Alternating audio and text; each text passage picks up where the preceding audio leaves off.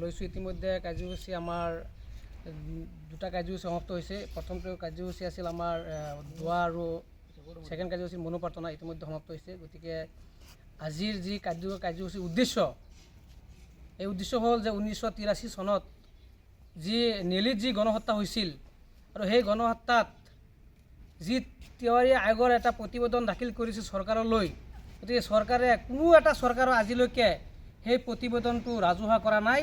গতিকে ৰাজহুৱা নকৰাৰ কাৰণে আমাৰ আমছুৱে যে এই যি 18 ফেব্ৰুৱাৰী এই দিনটো আমি সকলোৱে কলা দিৱস হিচাপে পালন কৰিম। যেতিয়ালৈকে আমাৰ নেলিবাসীয়ে সেই ন্যায় নাপাব, তেওঁলোকে কোনো ধৰণৰ যে আজিলৈকে কোনো ধৰণৰ সহায় পোৱা নাই।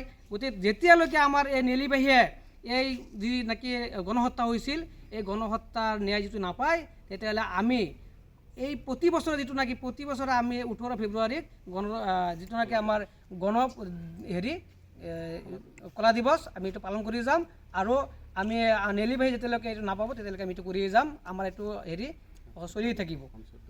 আৰু আমাৰ জিলা আমচু আৰু আমাৰ আঞ্চলিক ফালৰ পৰা আমি এইটো দাবী কৰিছোঁ।